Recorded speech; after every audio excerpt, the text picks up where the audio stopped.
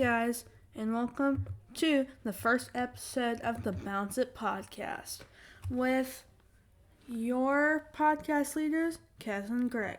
Every Monday, Wednesday, Friday, available on Spotify and Kaz Clay / Kaz Nation Network YouTube.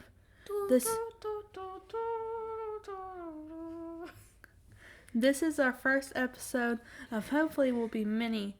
We're going to go over some topics today. The NBA Finals, Baker Mayfield, and UK basketball transfers. So we're going to open up with our finals. We are recording this on Thursday, June 2nd. So this is before game 1 was played. So we're going to basically go over our predictions before tonight's game. Now, I'm going to start and open up with, I'm going to actually go with kind of the underdog here. I'm going to go with Warriors plus 2.5. Greg, what are you going to go with? Probably the Warriors because I like them too. So, we're both going to go with Warriors tonight. I think that the Warriors just have a better edge based on just their roster. They have a lot more depth. And with Draymond now, obviously one of their biggest holes were when Draymond was out in that Game 5, that kind of in the finals in 2016. That was obviously a big thing. So now with him back in the lineup, it's all the healthy, and I think Curry's also trying to prove that he can do it himself. So, Your thoughts? I don't really have any thoughts, to be honest. I think that obviously with Clay back too, all the roster back, it's just gonna help them a lot with having the confidence that they can win without KD. Because obviously Kevin Durant was one of their biggest guys at that point, and he kind of had to had to be overshadowed a little bit because Durant led the team the whole time, so he kind of had to stay back. But now he's trying to prove that he can do it himself, because obviously you've seen him do it before. So, just proving that he can do it, leading his team. Your thoughts? What do you think? What do you think? How the series will? You said Warriors tonight, or who do you think will win the series? Probably the Warriors because Stephen Curry shots, they're on point, bro. Yeah, he also has broke Ryan's record earlier this year in MSG. So obviously his 3-point percentage and the way he can shoot his shots are a lot better than most. Obviously he kind of came alive in 2017 and 2018. That's kind of when he noticed, quoting Draymond from his interview, he said that's kind of when he noticed he was as good as he was, because he didn't really realize that he was as good as he was until around then. But I think I'm gonna go Warriors plus 2.5 tonight, and yeah, I think Warriors will win in 6. What do you think Warriors will win in how many games? Probably like 6 or 5, I'll say. Obviously Jason Tatum for the Celtics is a big player for them, and he can get to the basket, he can shoot the 3, he can basically do, he's kind of their main shot maker for them, but I just don't think they have enough. And plus, with all those shooters, I don't think Boston's fast enough to get to the offensive players. So Greg's going to lead us in this next segment talking about Baker Mayfield. Okay. But we are going to talk about destinations he could go of teams, because obviously with Deshaun Watson, we don't know how long he's going to be suspended. We don't know all the verifications and requirements about that.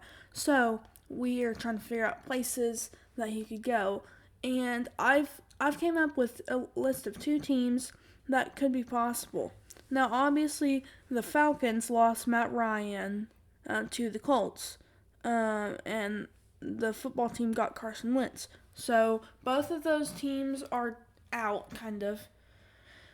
And so my 2 teams my most likely team are the Falcons. I think they need a starting quarterback. Baker's also really young still, so he has a lot of talent still left. It's not like he's washed up. It's not like he's old. I mean, and even if you're older, you can still succeed. It's a lot easier to succeed in the NFL when you're older than the NBA because you kind of get more worn out, and plus you don't have to play on all the plays. You play on the defensive side and the offensive side. So. True. And my other team is if Lamar.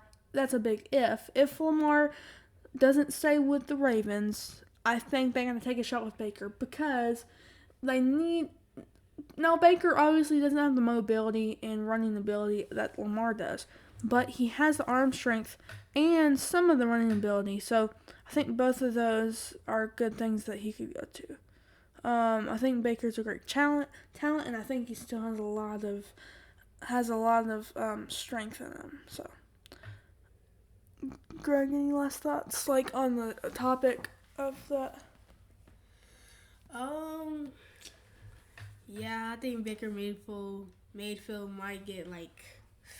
How do you think he would get paid? Like, if he left, what do you think he would get paid? Because he'd probably want to restructure his contract, like, change his contract. If Lamar leaves the Ravens might pick him. No, I'm saying, but what would he get paid if he, like, changed his contract? What do you think? I don't know, actually. My opinion is, if I don't think Lamar will leave, I think he might if he based on where the money goes, and he might play the Aaron Rodgers route where he basically just waits out until he finds the money that he wants, and obviously Deshaun Watson's contract kind of set a higher bid for most contracts now, so it's just a lot of, hey, now that Deshaun got paid this, can I get paid this because you want top dollar, rather you're a defensive tackle or whatever, quarterback, whatever. So I think that Lamar will obviously try to get top dollar, and yeah, I think that most quarterbacks on the market, most of the quarterbacks are kind of established right now. So yeah, I think in that front, I think Lamar will stay. I think that Baker's best destination is the Falcons because they don't really have a good starting quarterback right now. Yeah. So. And obviously losing Matt Ryan wasn't a great thing for their, but they kind of went into rebuild mode. They're kind of retooling. I don't think they're full rebuild, but I think they're kind of retooling. So, they're trying to figure that out. On to next topic. We're gonna talk some UK hoops. So Keon Brooks, a forward, he has decided to pull out of the draft, and and I think he's gonna go to Arizona. Now, most of the players go to either UCLA or Arizona or one of those teams. Now, he does have a couple of SEC offers. I don't think he'll go to an SEC team, but I do think he'll go to UCLA or Arizona. My pick is Arizona. I just think all the tools would fit for him. I think he would fit right good into that system. They're a little bit quicker too, so he has a lot of ability to succeed in that system. Obviously, looking at the roster as it stands right now, you're looking at Oscar Tshiebwe. Obviously, he was a big guy for us. National Player of the Year. Severe Wheeler's back, so he's a great guard to use in multiple sets. If you need him to shoot the three, he will. If he drives, if you can get him to drive, he will drive. So there's a lot of positives in his game, too. Lance Ware's coming back. Jacob Toppin could pull out of the draft. I've seen a lot of rumors about that. But I think for UK basketball as it stands, I think that we're kind of in a retool mode. I don't think we're in a rebuild mode because we still have a lot of good talent that can definitely be used. Definitely be used. But we just need to use it in the right way. I do think that we might need to get a one wing that can shoot the three a little bit, but I think after that we're good to go for the tournament. Just obviously a devastating end to that last game versus St. Peter's that wasn't expected from any UK fan at all. So it was just a big downfall. True. I don't even know much about it. And it was just not the thing that we really wanted to happen. It wasn't the best outcome that we wanted. Obviously, no one really picked St. Peter's to beat us, and they were like kind of the Cinderella story of the whole tournament. So they were a good team. On a side note, also UK football, Chris Rodriguez could be suspended for this season. He which would be a big blow to our offense, because obviously he was a big part to our offense in even run blocking, running, and he almost broke Benny Snell's record. So obviously, as you've seen his stats, he's a great player that a lot of teams could use, to be honest. So yeah, I think he's a great player for them. And also, last thing is the UK basically withdraw. I think, based on what the information was, they withdrawn the offer, pulled some offer from Alabama receiver, which was also a big blow, because I don't know if all the information is right. I don't know if they withdraw the offer, but he said he didn't decommit. They withdraw the offer. That's what he said. But then UK said he decommitted. So I'm confused. We're going to dive into that next episode a little bit more.